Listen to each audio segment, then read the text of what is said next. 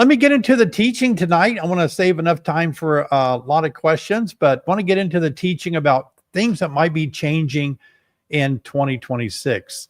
Now, I've been keeping bees since the early 1990s, I think. And, oh, I hear the rain pounding against the wall. So when I started beekeeping, there was no internet. There wasn't as many research projects going on. Beekeeping was not as big of a deal. It wasn't as cool as it is now. And a lot has changed in my 30 years of beekeeping. A lot has changed. And it's been incredible. When I started beekeeping, we had to build our own equipment. Nobody made assembled equipment. If you wanted to start beekeeping, you'd have to buy box equipment, nails. I mean, companies like Walter Kelly, some of you remember that name. They're no longer going by that name, but we bought most of our stuff. There was only like 2 or 3 companies, 2 maybe. And Walter Kelly was one. I would buy unassembled stuff. That's all they sold. And it was all wax foundation. There was no plastic foundations. It was all Langstroth hives. There was no plastic hives. Everything was a traditional hive tool and a smoker. And that was about it, really. There was not all the gizmos and gadgets that fills the catalogs up in the vendor areas now. It was pretty simple. And I can't believe the amount of changes that have taken place. Now, I would say about 70% of what I've seen change over my 30 years in beekeeping has really been good. 30% of it has been a waste of money for people to buy, have been a waste of time, and it didn't ever stick. There's been a lot of things introduced over the years that just didn't take, okay? But when it comes right down to it, there has been a lot of changes over 30 years. Now, what kind of changes are we going to see now in 2026? Well, you know how like technology keeps building on itself? And, you know, some people think that we've had alien invasions, UFOs, that have come to our planet and have negotiated. Have you heard these conspiracies? Some of you may believe in it. I don't know, but I'm just telling you what I've heard. Some people say years ago, you know, aliens came and gave us technology in lieu of something else. I'm not saying I believe that or don't. I'm just saying that's what I've heard. But it is amazing how much technology has advanced in the last 5 years, 10 years, 20 years. Well, that's true of beekeeping too, though. There's been a ton of advancements in beekeeping. And I don't know if any aliens have come to tell us how to keep bees. Maybe that's why we're trying to still figure it out.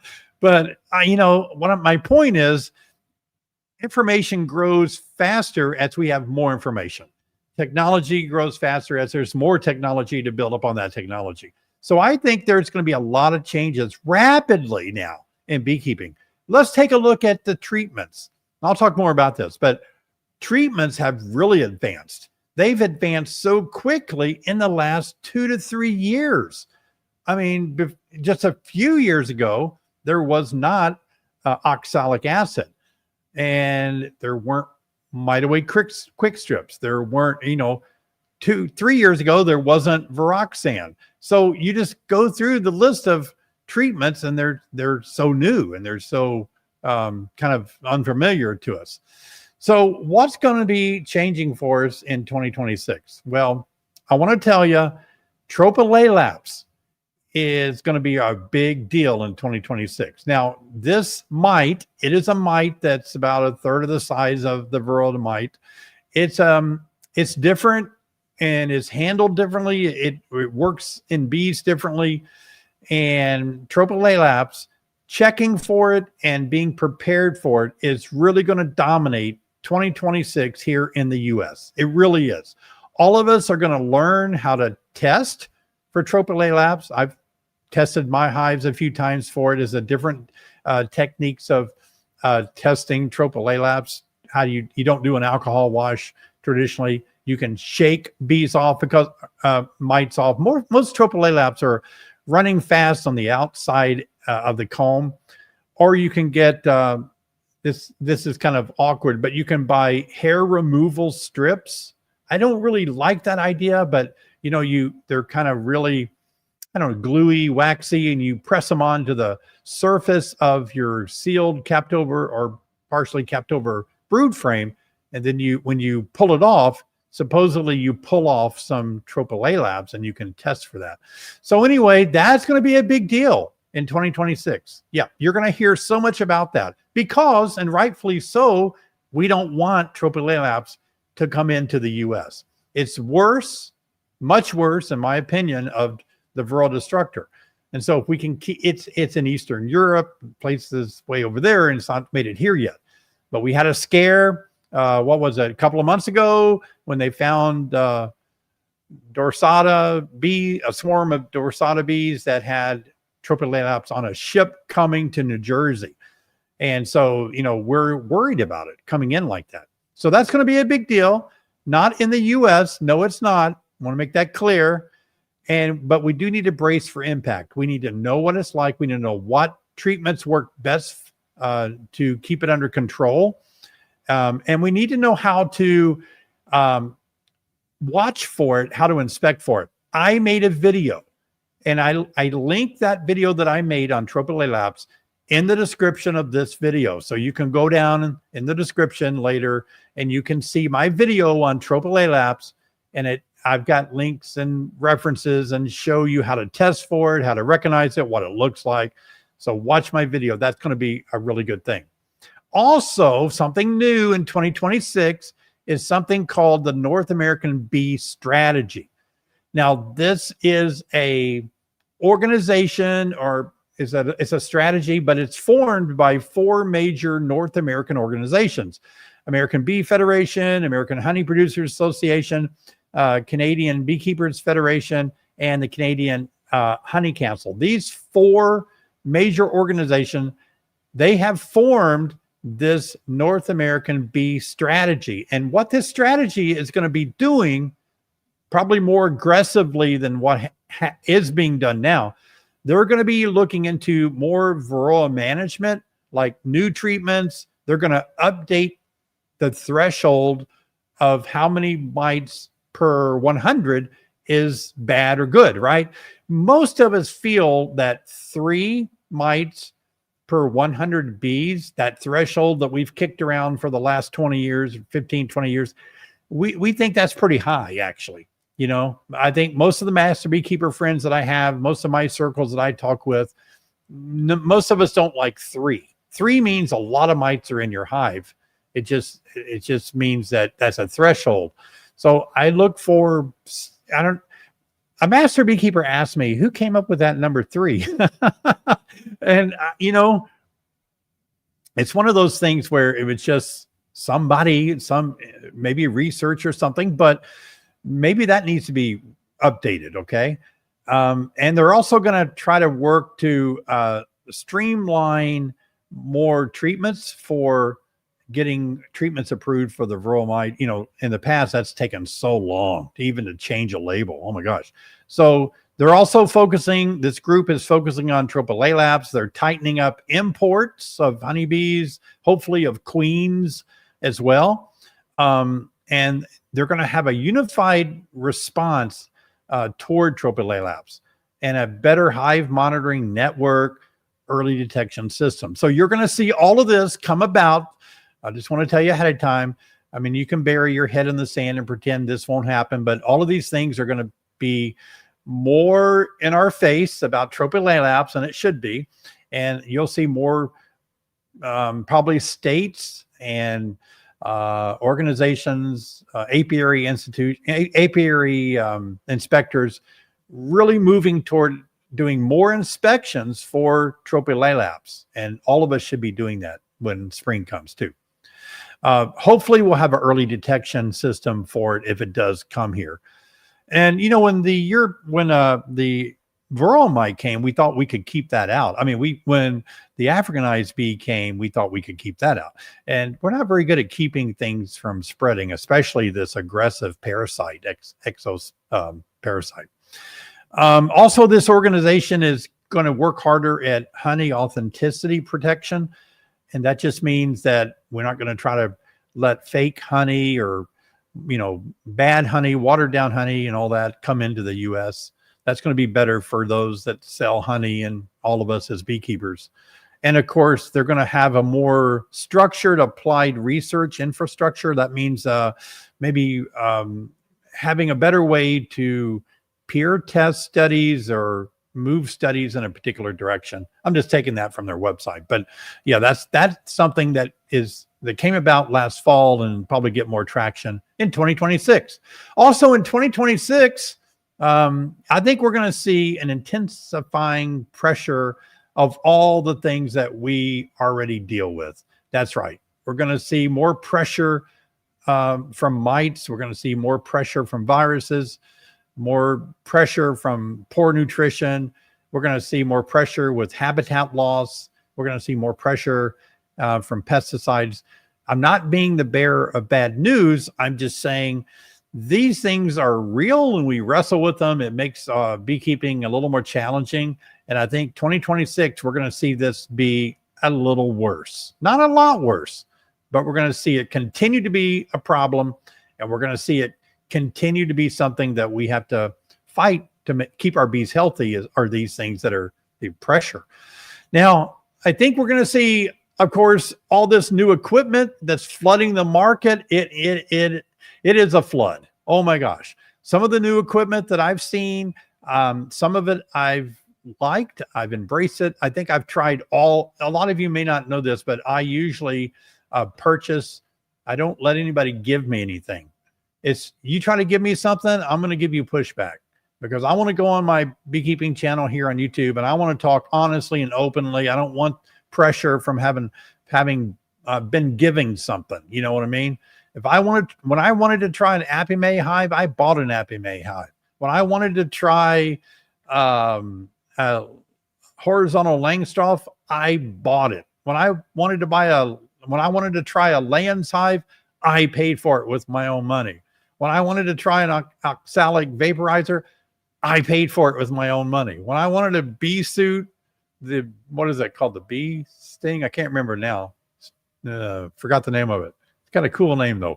I paid for it with my own money. My point is, you might see me using a lot of these things. I do try them out, and I'm not trying them out because somebody gave it to me or paid me to say it. I just like to try out new stuff, see if it's any good. One of the things I can't really find to be really as useful yet is a what's it called? A vapor smoker. I know a lot of companies are making smokers now. You put this like oil or something in there, a product in there, and it makes a vapor. It doesn't make smoke. They have a lot of, potential. They're fast. You don't have to light a fire. They're always ready and all that. And I have been sent several of them by companies, and they have said, try these out. I tried them out, and I've never showed those on my YouTube channel because they gave them to me free, and I don't want to buy one. And so anyway, my point is I like my smoker. It works good. And, but I'm sure there probably are some very good smokers out there, the vapor kind that y'all like. And that's good. If that's your thing, I think it's great. Go for anything new that works for you. I'm not an old timer. I mean, I'm not saying don't use anything new. I'm just saying, make sure it works good, and enjoy it if it does. Yeah, I think we're going to see new frames. We already saw a lot of new frames last year, different styles, different techniques of the frames. We've seen a ton of new hives, new smokers, new hive tools. I was really a slow one coming over to the J-Hook hive tool, but I love it now. Of course, now I love the KW hive tool, the Kent William hive tool. It's the J-Hook and the traditional hive tool together. And I've made videos recently about different hive tools. So there's going to be a new everything now. We live in an age now where it is so easy for anybody to make something new, put a website up, or put it on Facebook, or put it on YouTube and say, look, everybody, I have a new this and it works great. And everybody says, man, I got to get one of those. We are in that time. And, like it or not, there's going to be so many more new things coming out in beekeeping. So I would encourage you, try it if you want to, see if it works for you. If you like it, go for it. Yeah. What will not change in 2026? One thing that will not change in 2026 is honeybees. Honeybees are not changing. They really aren't. I know there's a lot of people trying to, make better VSH, viral-sensitive hygienic queens. They're trying to change, the mite-resistant queens and all. That's been going on. I mean, I was doing that 10 or 15 years ago. That's nothing new, but we keep working on that. So, but honeybees overall will not change. How we keep bees, not changing, people. Nothing you can do out there is nothing's going to change the way we manage our bees. Bees have to be managed the same. There's nothing new you can buy to really change management. It can make management easier. It can make it more simple, maybe, right? The tools, but it's not going to change how we manage bees. You have to do the same thing. The need for us to know more, that will not change. We all need to know more about beekeeping, really. And experience and skill to be a really good beekeeper, there's no way to get around that. You can't leave that out of the checklist to become a good beekeeper. You have to have experience. You have to have skill. So when it all comes down to it, I mean, a car is still a car, 4 wheels, steering wheel, brake, and gas. All right. There's a lot of gadgets and a lot of cool things that make our driving experience cool. Still driving a car. Kind of the same way with beekeeping, okay? All right, it's time for the word of the live stream. All right, I like this word. You've probably heard me refer to this word many times before, but it's proventriculus, okay? Proventriculus. It's a muscular valve in the digestive system of the honeybee. It's between the honey crop and the midgut. And this is proventricular valve is actually, you can see, I drew a little drawing of it here. The honey crop is the first part there. As you go left, that would be the proboscis, the tongue. So you go left, going to right. So the proventricular valve is there, and it regulates actually how much of the contents of the honey crop, the honey stomach, actually goes into the next gut. It regulates that. And the reason this is helpful and necessary for honeybees, this proventriculus, is because the bees have to carry everything in that honey crop, the nectar, back to the hive. So the honey crop is not made of any kind of a membrane or anything that lets the contents seep through the walls, through the cells or anything. Like, your stomach allows things to be absorbed and all, but this is like a tank, this honey crop. It's the next midgut. And so the proventricular valve actually regulates how much. Now, if a honeybee doesn't have far to go, that proventricular valve isn't not going to open up much, is not going to require much of the contents of fuel, carbohydrates and protein, honey and pollen, to be drawn into the next gut. It won't allow that.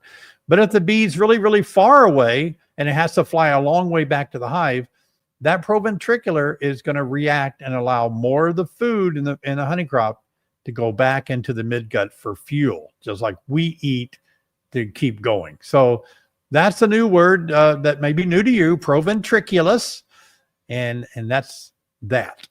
Oh, I wanted to let you know, some of you want to know where I'll be speaking. I saw somebody in the chat say, hey, David, when are you coming to Georgia? Or let us know when you're going to come to Georgia. That's not how speakers work in beekeeping. We only go where we're invited to go. We don't, I don't go to Georgia and set up a show and invite people to come. Beekeepers are invited to speak places, and then I just tell you where I'm speaking because I've been invited there. So here's my schedule over the next few weeks. I'm going to be in Madison, Wisconsin, for those of you that live up there, February the 6th through the 7th. And there's a website, Midwest Honeybee Expo. It is the largest Midwest Honeybee Expo, and they've done this for several years. I'll be speaking up there along with Cayman Reynolds comes to mind, Dr. David Peck comes to mind, and everybody else that probably it's going to be there. It's a big deal. So that's coming up 1st February. And then February the 21st, I'm going to be at the Beak Meet. That's been going on a few years too. It's a big deal. It's the largest expo, I think, in central Wisconsin. So I'll be back in Wisconsin on the 21st at Wisconsin Rapids.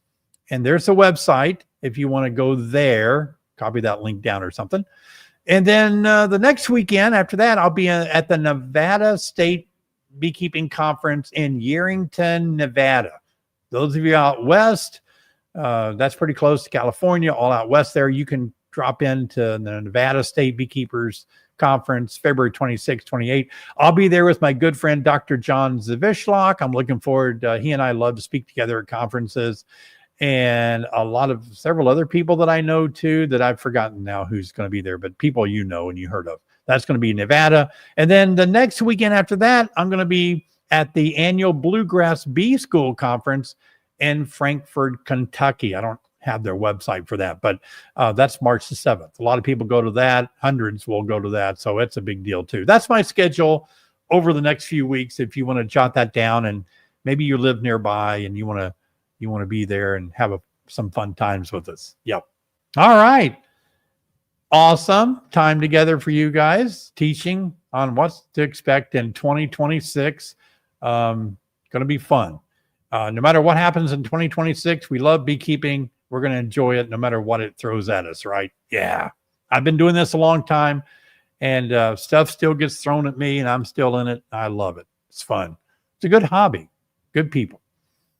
All right, let's go ahead and start answering some of your questions. You probably have a couple of weeks worth of questions to ask me. Okay, what's the warmest temperature to put a winter bee kind board on a hive? Our temps are ranging from the upper 30s to low 70s Fahrenheit. And it's been in my experience over the last couple of decades that it doesn't matter. I don't go out there on the coldest, snowiest, windiest day. But remember, bees don't heat the inside of their hive. They heat the cluster. And so it's as long as you can go out there, it only takes you less than 30 seconds to either put a winter bee kind on or change out a winter bee kind. So I've never been worried about the temperature at all. That's not an issue. By the way, the winter bee kind is a candy board that I invented, modified years ago, and beekeepers love it. And it's candy insulation for the top of your hive. So we're still selling those too, by the way. Hi, David. You have said warm periods during winter stimulates more activity in the hive and thus more need for food. Will this also mean bees move around more to get honey stores away from the cluster? Yes, Larry, that's absolutely right. The bees will move around. They will consume. That's sometimes a good thing, but sometimes that's a bad thing. So, yeah, you need to have, as long as there's plenty of food on there, we don't mind them moving around. But if you're counting on like if you live in Illinois and you only got 30 pounds of honey on there and it warms up, they're going to go through that 30 pounds of honey before winter's over. They need 70 pounds to make it through. So that's why we worry. The warmer it is, the more they eat. And then if it turns cold, they can't stay warm because they don't have any carbohydrates. That's a good question. Hey, Ricky, maybe a dumb question, but here in Tennessee, my bees have been foraging and bringing in a lot of pollen, which indicates brood. Could they possibly be fooled and stop making diutinous bees? Yeah, what causes bees to make diutinous bees has not been nailed down by science. There's a lot of speculation, but certainly that could shift. You're in Tennessee, there could be things from the warm up that's causing them, and they might think, hey, it's spring and let's raise some fresh bees for spring. It might change the outcome. It may hurt or it may help. We'll see, won't we? Yeah, that's a concern. Hey, Brian, what do you think of the yellow-legged hornet? Oh, by the way, Dr. David Peck will be here on the 29th of January. Dr. Peck is a friend of mine, and we work together at the Eastern Apicultural Society, administering the Master Beekeeper field tests, written tests, lab tests, oral tests. And Dr. Peck will be here to talk about the yellow-legged hornet on January the 29th, okay? He's also going to talk about a new mite treatment that's come out, and I think it's going to be coming out in 2026. I don't think it's out yet. And he has, oh yeah, we got 3 things to talk about. So be sure to be here on the 29th. I'll let you know ahead of time. But what do I think about it? Do you have any advice to stop them from attacking hives? They're already here in South Carolina, and hitch a ride with people to travel elsewhere. Dr. Peck said he's real concerned about it, and I'm concerned about it. I know it's bad, and they nest really high, and it's really hard to keep them under control. So let's learn more about it in a couple of weeks when David gets here to talk more about it. That'd be good. Yeah. All right. Thank you, Jeremiah. I saw your donation. Good to see you tonight. Jeremiah. Yeah, Jeremiah. I think I'm saying that right. Was with me. He won a 30-minute Zoom with me. And so a week or so ago, we spent time together and we had fun. That was a lot of good time talking. Can a queenless hive produce drones in January with laying workers in New Jersey? Maybe. Absolutely they can, and they will, and they want to, and it won't do you any good. I've had it happen to me over the years where I'll lose a queen in the wintertime, and the laying workers start laying in the winter, and I get all drones, and then you get more mites, and it's just terrible. You open your hive up in spring, and it's just full of drones. It's terrible. Oh, Marianne Livingston, good to see you. Thanks for your donation tonight. By the way, all of you, thank you for donating to the live stream. I want to thank you all for supporting the cause here. Hi, David and company. My Burns candy boards are about 2/3 empty. Will they consume all the way to the edges, or should I change them out when the center is eaten? Enjoy where the majority of the cluster is. Marianne, I've noticed that if I leave them on there, they will continue to eat more and more and more. Keep a watch on it. If you open it and the bees are still nibbling on the outer edges of that circle, hello, Sunshine. Thank you for your donation. Good to see you.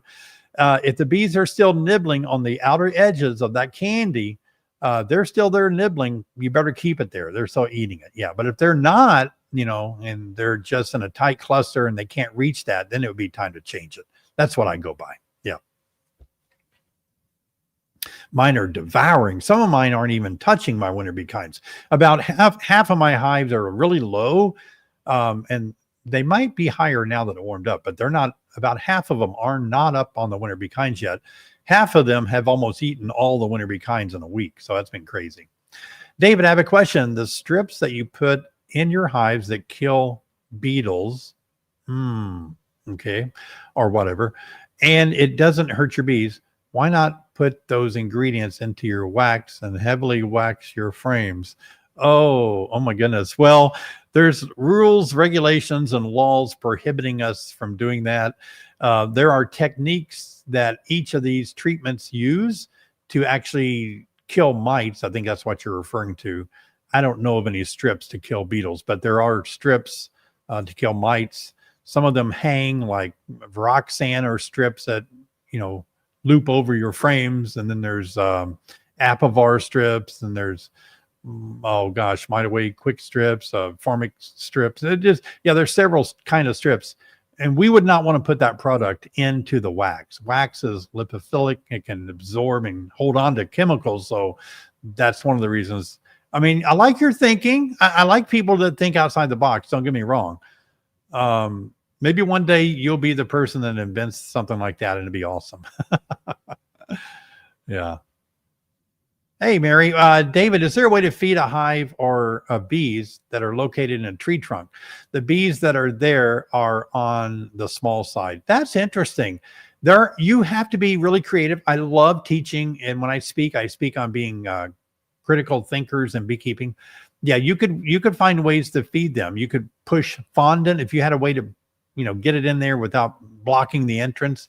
Fondant would probably be your best bet, because liquid might drown them if you try to feed them liquid or something like that. But some kind of fondant is probably what you need to figure out how to get it in there without suffocating them. Or speaking of suffocating, oh my gosh, I had one hive that we had an icy spell where it melted, then it got icy, and I had a solid bottom board.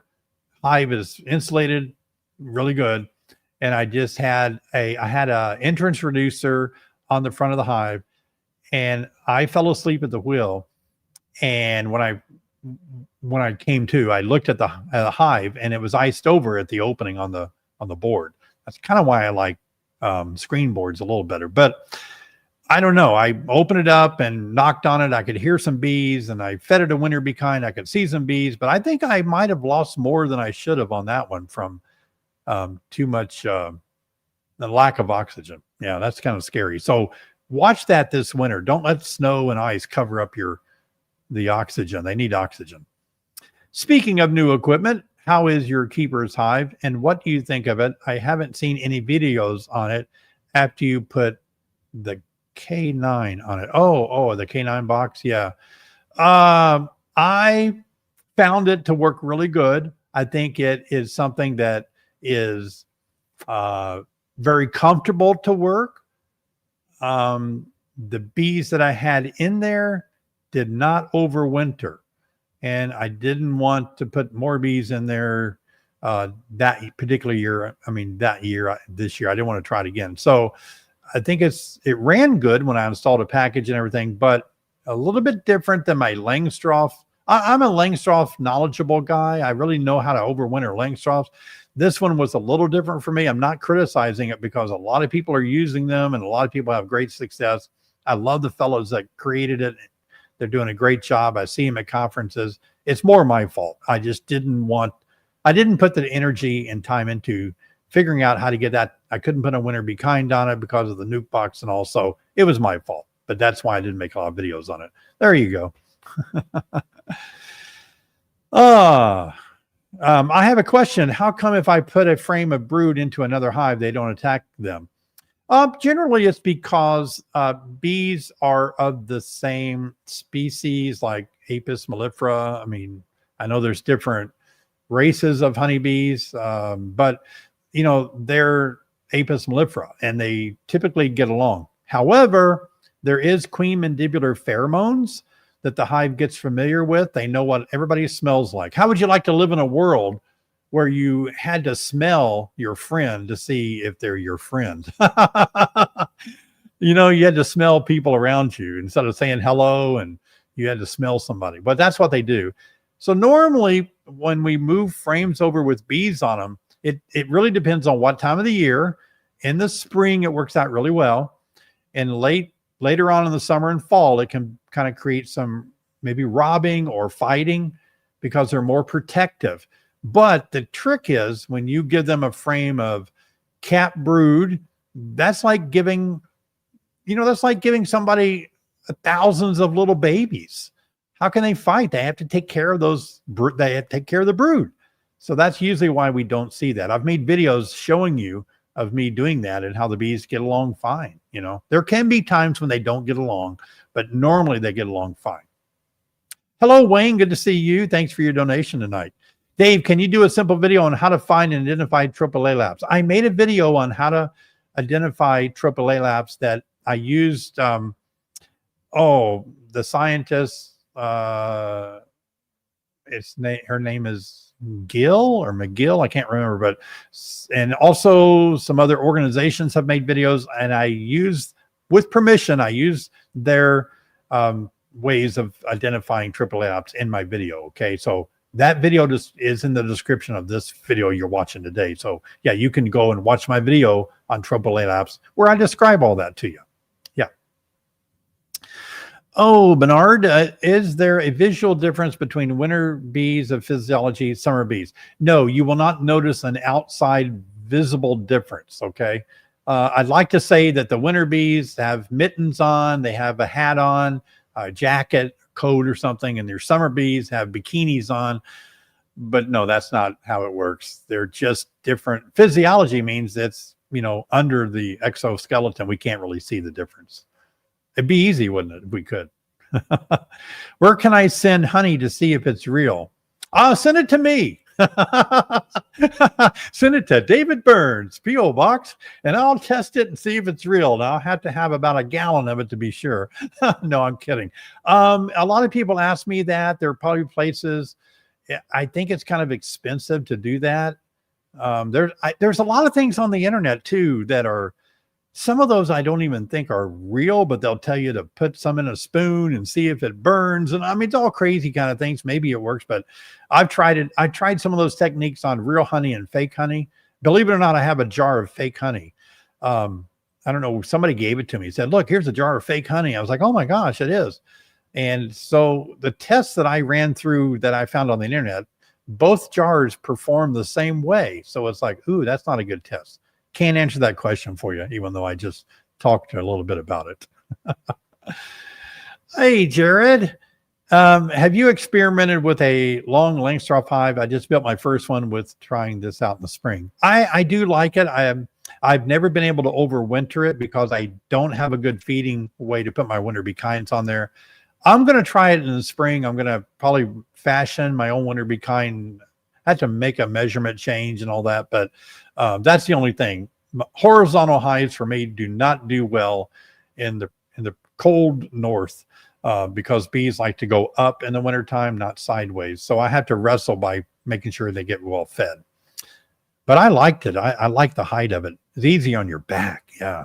If you live in the South, you know, Tennessee and South, Kentucky and South, your winters aren't as hard as mine. I think you'll do better. I think you don't have as much to contend with as I do. Yeah. All right. Let's do one more and then we'll do a giveaway. Mr. Burns mentioned to everyone about how much oxalic acid we can use now since they upped the dose. Thanks. Oh yeah. Yeah. I made a video, a news video on that a month ago or so. It's up to, if you have 2 deeps, man, I think you can use 8 grams per two deep bodies now, 2 brood boxes. It's a lot, you know? Yeah, that's right. Cause I'm going to be treating mine if the temperature holds the next few days. And I'll probably use, my plunger only holds 4. I'll probably plunge it once, reload, plunge it again, get 8 in there, do a winter kill. Yeah. All right, let's do a giveaway. I want to give away, since we have the Beak Squad symbols behind me. Beak Squad is who I call everyone here on the live stream. We have hundreds of beekeepers here. Thank you all for being here. You are special. You are part of the Beak Squad. And I want to give away a Beak Squad coffee mug right now, okay? Beak Squad coffee mug. And you have to put #mug in the comments.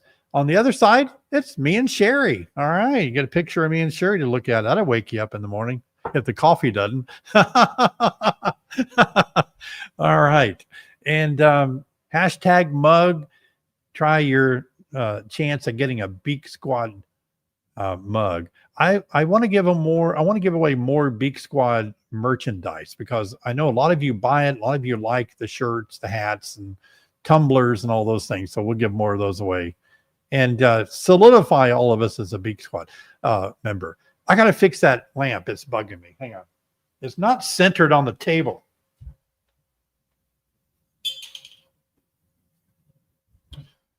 There we go. I thought kept thinking it's going to fall off. So got her centered now. And I added my chart. Do you see my poster back there behind me on the wall? I made a video about that poster. I got that when I was a brand new beekeeper. And it's a life cycle of the honeybee. Man, it's great. I love that. You can refer to that. I like things that are picture. I'm a tactile learner. You can buy those. I forget where you can. I think Better Bee sells that. Maybe Man Lake or Better Bee sells that poster. Is it Man Lake, Robbie? Yeah, Robbie says Man Lake sells it. Better Bee sell it, Robbie?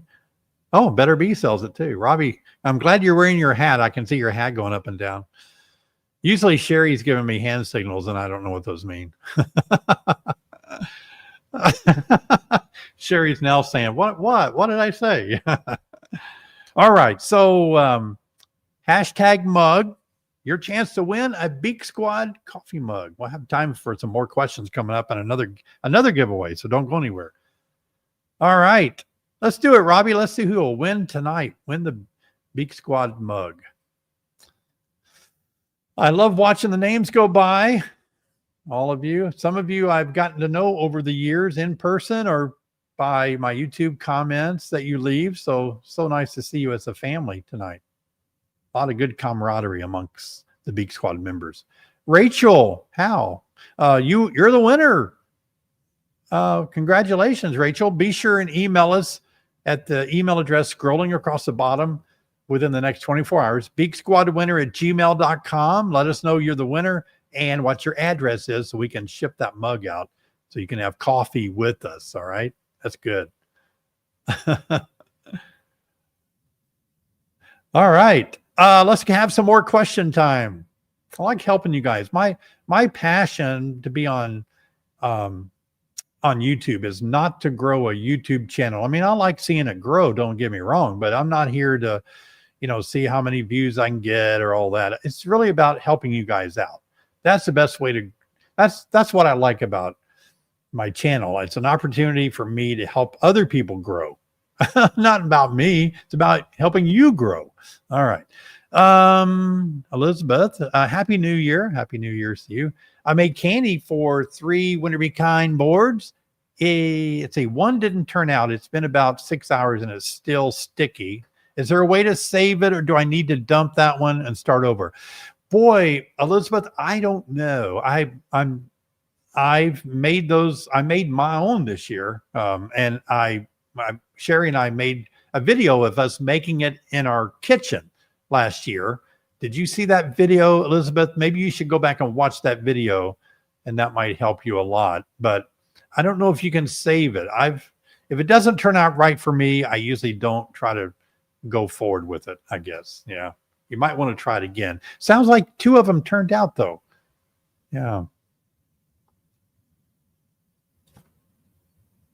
All right.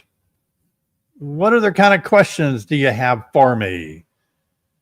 Oh, let's see. Hello, Kimberly. I have 2 hives. One hive takes in the sugar water, the other doesn't. Do you have any idea why they don't take the sugar water? If it's the same mix, it has to do with the bees.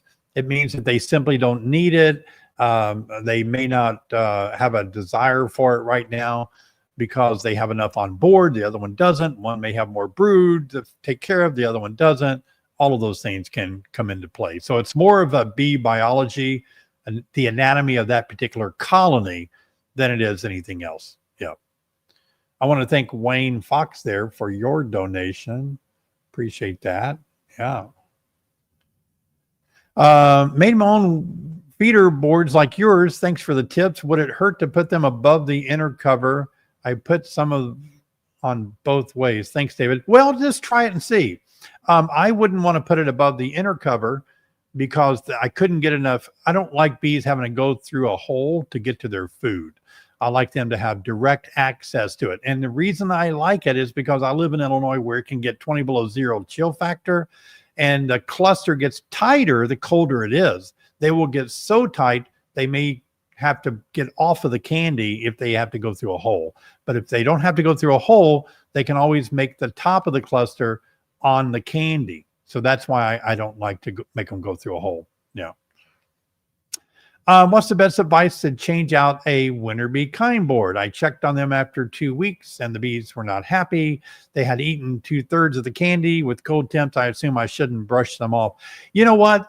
There's Amanda, this is not, I know it should go a certain way. It doesn't always go that way for me either. I love it when I open it up and I can change it out and no bees fly, no bees crawl, no bees are in the way. Well, let's face it, some of my big hives, that doesn't happen. The bees are all over that candy board. They're all over the top of the frames. They're eating everything like crazy. The best I can do is just shake them or brush them off with a smoker, bee suit and all that. Get any excess candy off the old board that might be in the way. Get that out of there, put a new board on. It's just like working bees in the summer. Some are probably going to be lost in space because they may not be able to find the entrance. That's the price. I'd rather lose a few. I don't like it, but I'd rather lose a few than lose them all because they're hungry. Yeah. Hey, Danny, new beekeeper here in Northern Maryland. Will the normal bee die-off slow down the further we get into winter? Basically, less dead bees from summer bee die-off. It depends on the biology, the anatomy of the hive. Let me explain 2 ways it can happen. Obviously, if you've done everything really good, the way I really teach on my videos, if you had a good buildup of winter bees, diutinous bees, and then you are feeding them now, then yeah, your summer bees are going to die off here after a week or two from being short-lived bees, and they're not going to be in there anymore. There's always a middle ground, though. There's always a place where there's an in-between, it's not a strict line like summer bee, winter bee. There's a lot of bees in the middle. And so those bees in the middle are going to be dying off longer after the summer bees die off.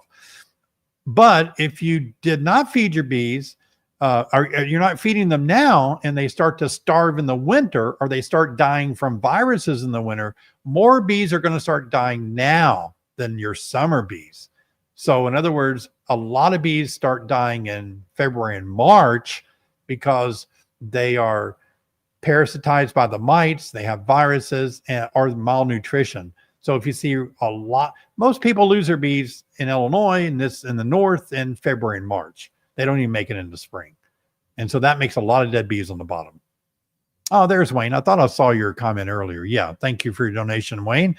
Using your Winter Bee Kind boards with a fondant supplement, some claim this will cause queen to start laying too early and colony can't support the early brood. Thoughts on that? Look forward to seeing you at DCBA in Madison. Okay. Yeah, Wayne, I've done this. It's nothing new. People can say what they want to, but you can go watch my videos if you need evidence. So this doesn't cause the hive not to be able to take care of brood because I keep feeding them. And so that's all. Take care of brood. You just need food. Okay. So you can watch my videos from past years and how big these colonies are coming out of winter. So yeah, that's my technique, is to feed all winter long. Let them take that food and feed brood that they're raising and come out of winter with big colonies. Yep. What's the best way to start rearing queens with having only 2 to 6 colonies, depending on the spring? I understand how to get them started, but not once they're born, such as equipment I need and banking. Yeah. Have you looked at the book that Dr. Zavishlock and I put together, the booklet? It's available. I don't know if we have a link to it anywhere, Robbie, but that booklet's available from the University Extension of Arkansas, University of Arkansas Extension. It's a free download. You can get that book.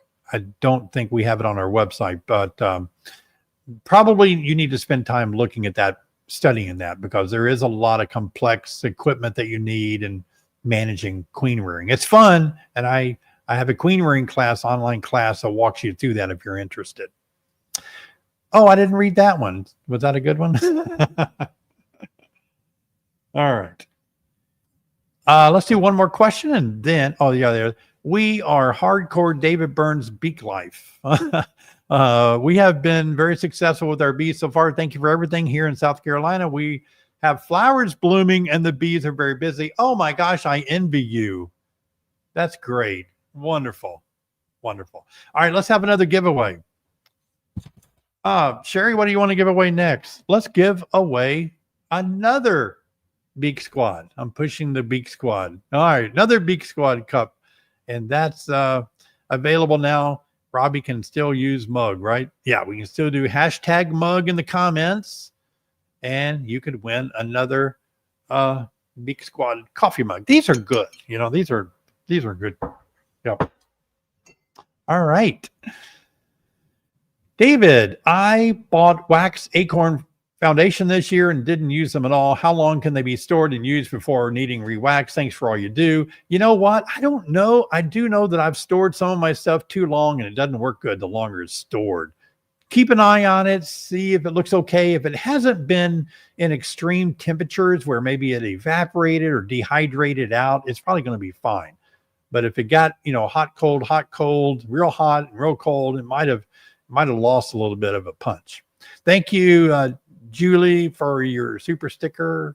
Appreciate your donation. Yeah, appreciate you guys donated to the live stream. Hashtag mug, your chance to win a coffee mug tonight. And no advantage to entering your name in a whole bunch of times. Doesn't help you any. Yeah. Well, I've had fun watching my bees on these warmer days fly. It's been crazy.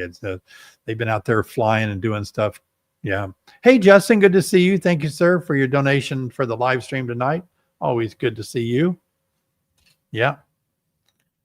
All right, Robbie, let's spin to win. See who will win the second coffee mug tonight. Oh, we already have a winner? And I was the last winner. All right, Robbie's going to reset. There we go. I'm glad Robbie knows how to push those buttons. I'd be a wreck in here trying to do that. All right. Steve. There you go, Steve. Congratulations. You just won a coffee mug. Be sure and email us at the banner below, beaksquadwinner@gmail.com, Steve. Send us your address so we can ship this off to you, and we'll get that off. Oh, by the way, I want to thank you guys for your donations. If you're wondering where the donations go from the live streams, we use those to invest in the live stream. Sometimes it may go to equipment, usually not. Usually I pay for that myself, but we use it to pay for speakers. Like we're going to be having Dr. Peck with us on the 29th of January. He usually doesn't require us paying him, but our policy is we always pay anyone for their time. My dad taught me that a long time ago. Thanks, Mark Spangler. Good to see you for your donation. But we use it to pay for speakers. We use it for giveaways to help support the channel and all of you guys too. So thank you for your donations toward the live stream. Appreciate it. All right. Are you guys ready to hit me with 2 minutes of rapid fire questions? Can you do that?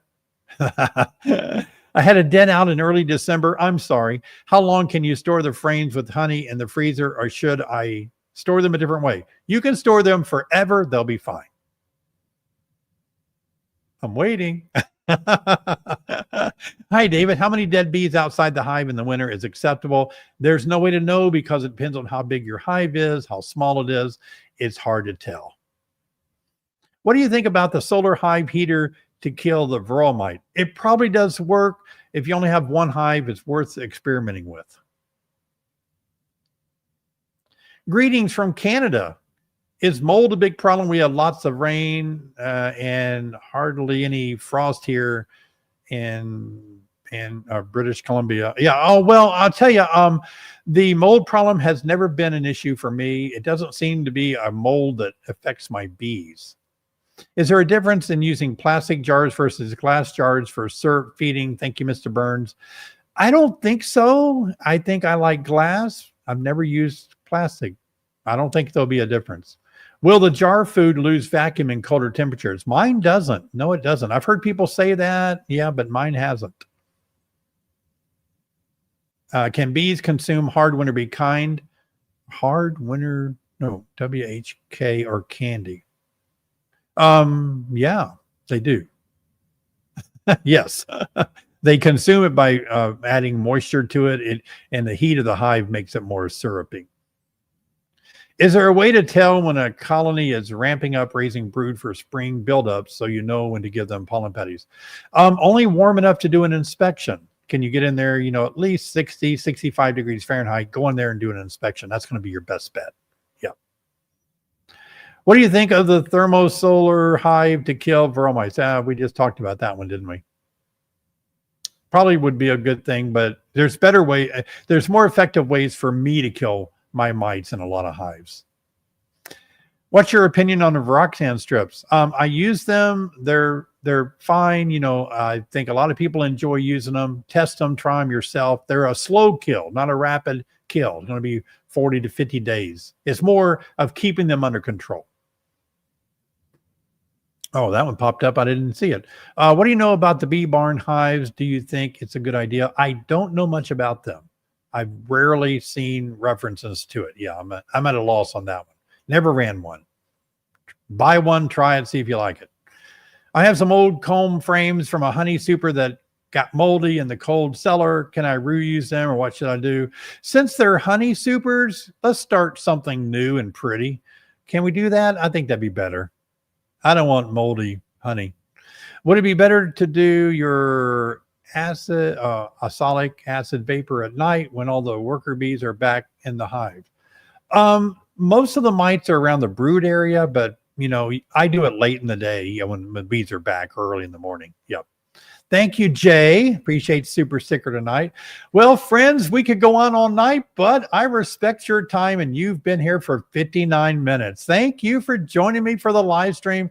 I got to tell you, I really missed you guys. I enjoyed being with my family. Sherry and I have 6 children, 13 grandchildren. So, you know, we were busy during the holidays. Okay. So thank you for understanding that we had things to do for family during the holidays. But got to tell you, it's a lot of fun being back here with you guys, being back in the saddle. Appreciate it. Looking forward to it.